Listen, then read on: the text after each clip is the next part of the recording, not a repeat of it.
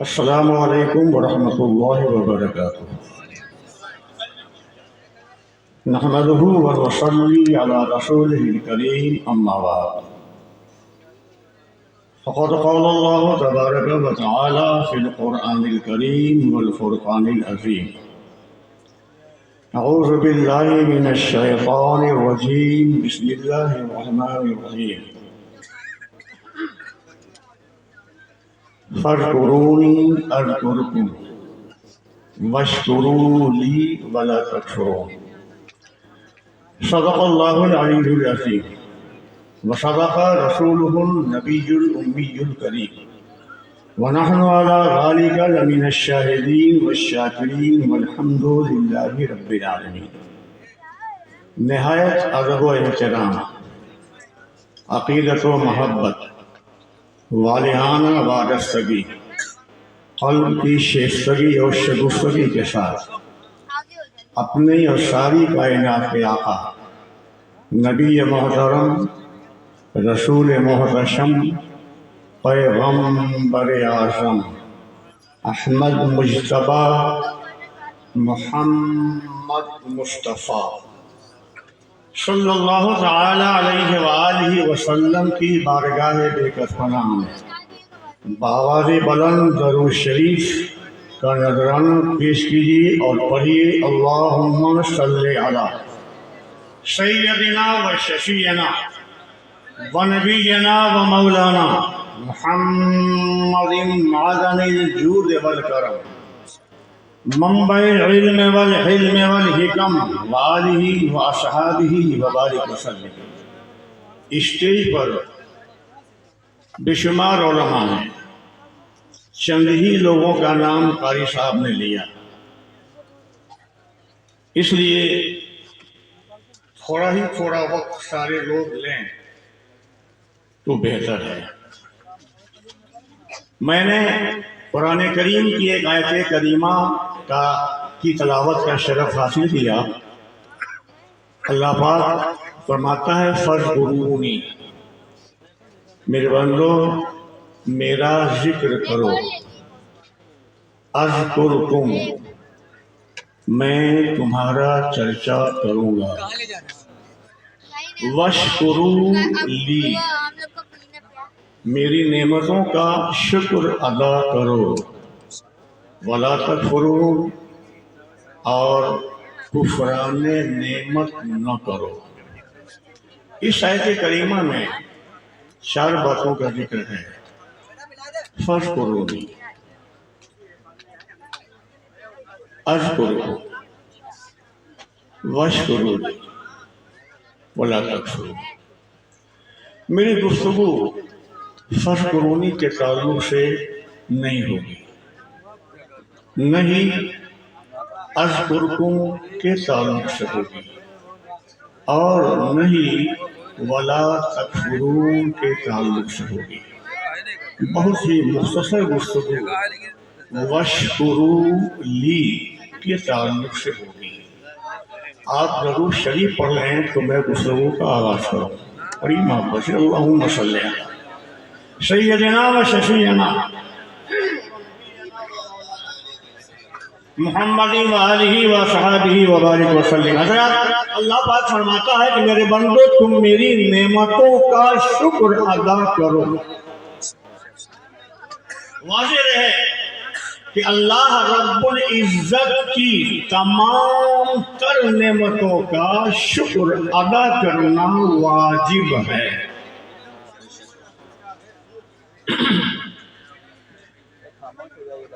آپ توجہ میری جانب دیں.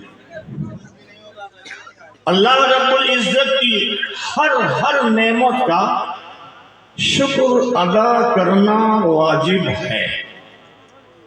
جب تک اللہ پاک کی ہر نعمت کا شکر ادا نہیں ہوگا، ہم اللہ کی مزید نعمت اخروی یعنی جنت کے حقدار نہیں ہو سکتے. اب سوال یہ ہے کہ اللہ پاک کی کتنی نعمتیں ہیں، شکر کیسے ادا ہوگا؟ تو اللہ پاک نے تو خود فرمایا ہے قرآن کریم میں کہ وَإِن تَعُدُّوا نِعْمَتَ اللَّهِ لَا تُحْصُوهَا، اگر تم اللہ کی نعمتوں کا شمار کرنا چاہو تو شمار نہیں کر سکتے۔ یعنی اللہ کی نعمتیں بے شمار ہیں، ان گنت ہیں۔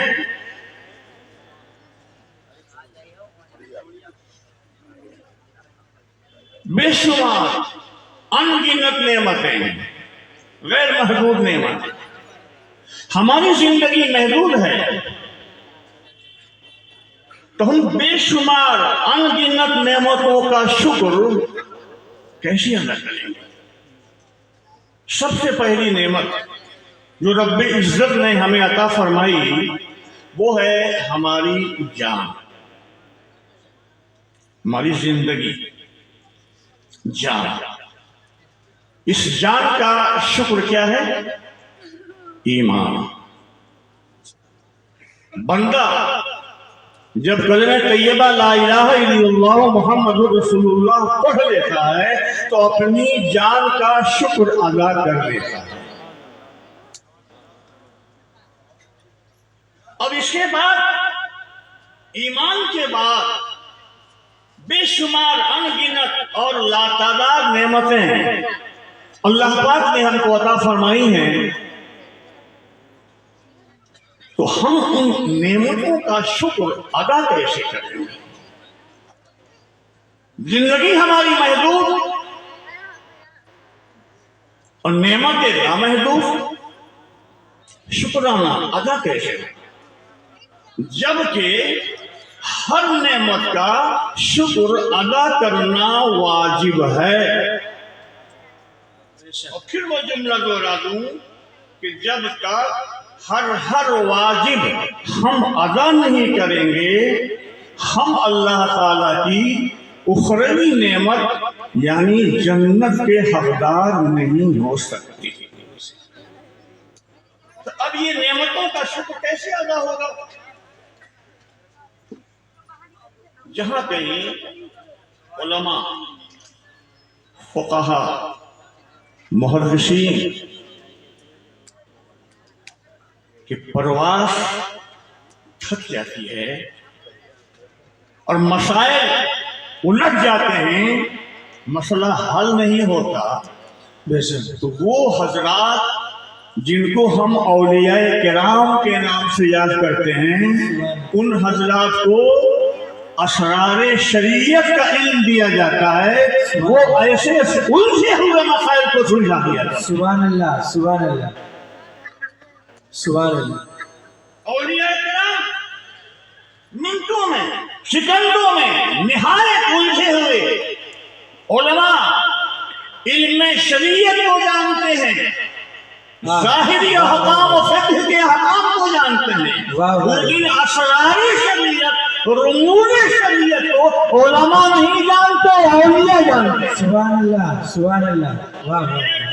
مسائل کو الجھے ہوئے مسائل کو سلجھاتے ہیں، تو فرماتے ہیں اولیاء کرام کہ اگر بندہ اپنے رب کی بے شمار نعمتوں کو ادا کرنا، نعمتوں کا شکر ادا کرنا چاہتا ہے، تو وہ کہتے ہیں کہ دیکھو تم گھبراتے کیوں ہو کہ بے شمار نعمتیں ہیں، تم شکر کیسے ادا کریں گے؟ تم یہ جانو کہ اللہ رب العزت کی بے شمار نعمتیں جو تمہیں حاصل ہوتی ہیں وہ کل 5 حالتوں میں حاصل ہوتی ہیں۔ سبحان اللہ، سبحان اللہ۔ زندگی کی کل 5 حالتیں ہوتی ہیں۔ بندہ زندہ ہے یا تو کھڑا ہے، یا بیٹھا ہے، یا لیٹا ہے، یا سویا ہے، یا جاگ رہا ہے۔ کل یہی 5 حالتیں ہیں۔ کھڑے ہونے کی حالت میں، بیٹھنے کی حالت میں، لیٹنے کی حالت میں، سونے کی حالت میں जागने की हालत में। बंदा खड़ा है, अल्लाह की नेमतें पा रहा है। बंदा बैठा हुआ है, अल्लाह की नेमतें पा रहा है। बंदा लेटा हुआ है, अल्लाह की नेमतें पा रहा है।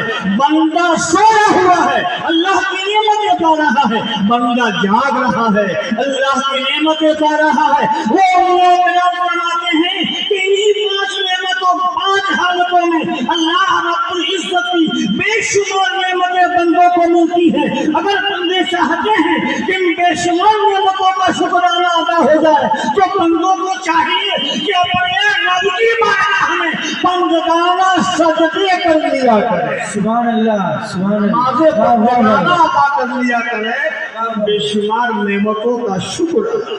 सुभान अल्लाह, सुभान अल्लाह। हजरत, आदमी की ये पांच हालतें। बच्चा जब पैदा होता है तो उसकी सबसे पहली जरूरत ग़िज़ा की होती है। उसके बाद उसकी दूसरी जरूरत लिबास की होती है। उसके बाद उसकी तीसरी जरूरत मकान की होती है। उसके बाद उसकी चौथी जरूरत सवारी की होती है।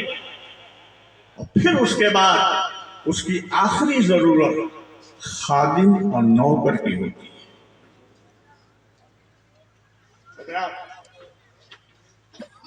यही कुल पांच हालतें हैं। अल्लाह रब्बुल इज्जत की तमाम नेमतों को समेट लीजिए, तमाम नेमतों को समेट दीजिए, तो या तो वो ग़िज़ा है, या वो लिबास है, या वो मकान है, या वो सवारी है, या वो नौकर है। आहा, तमाम नेमतें इसी में सिमटी हुई। औलिया किराम फरमाते हैं कि अल्लाह रब्बुल इज्जत की बेशुमार नेमतें इन्हीं पांच चीजों में सिमटी हुई हैं। लिहाजा अगर तुम ये चाहते हो कि अल्लाह रब्बुल इज्जत की तमाम नेमतों का शुक्राना अदा हो जाए, तो पांच वक्त में अपने रब की बारगाह में सजदे कर दिया। सुभान अल्लाह, सुभान अल्लाह। ग़िज़ा कौन है जिसको अल्लाह रब्बुल इज्जत की जानिब से ग़िज़ा मयस्सर नहीं आती? बच्चा पैदा होता है तो उसकी माँ की छाती में अल्लाह रब्बुल इज्जत दूध की शक्ल में ग़िज़ा का इंतजाम कर देता है। हर आदमी के साथ यही मामला है। दुनिया में कौन है जो तंगा रहता है? हर आदमी को लिबास मयस्सर है, हर शख्स को लिबास मयस्सर है।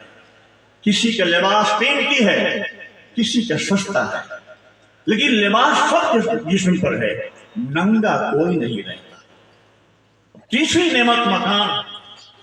मकान भी हर एक को मयस्सर है। ये और बात है कि किसी का मकान आलीशान है, किसी का मकान झोपड़ी है, कच्चा है, लेकिन मकान हर एक को मयस्सर है। अब आप चौथी चीज पे आइए, सवारी। सवारी भी हर इंसान को मयस्सर है।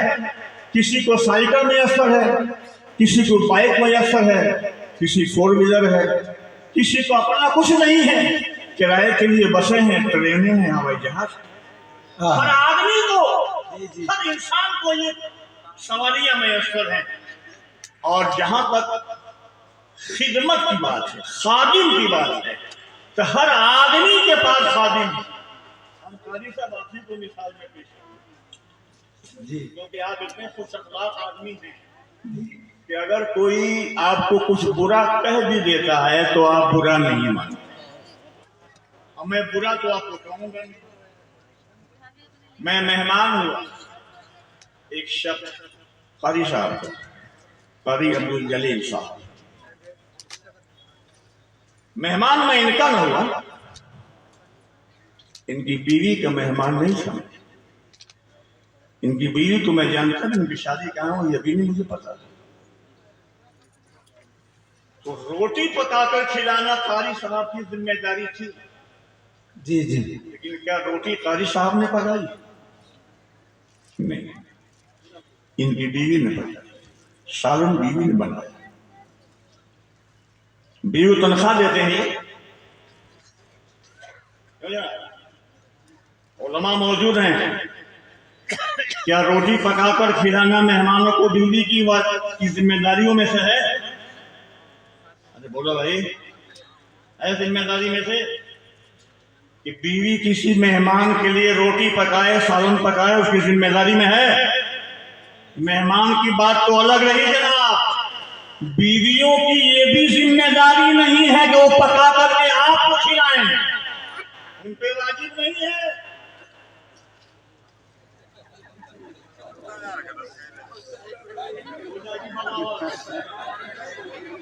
سن لو غور سے تم لوگ، خواتین اسلام شرعی مسئلہ بتا رہا ہوں. یہ مولانا لوگ گھبرا رہے ہیں.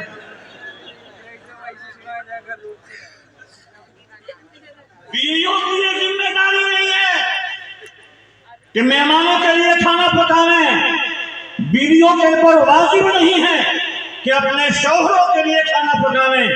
ان بیویوں کا احسان ہے، احسان کہ مشقت جھیل کر کے، گرمیاں جھیل کر کے آپ کے لیے روٹیاں پکاتی ہے، سالن بناتی. لیکن آپ اتنے بدتمیز ہیں کہ اگر نمک تھوڑا زیادہ ہو جائے تو اس کو چھپڑ مار دیتے ہیں.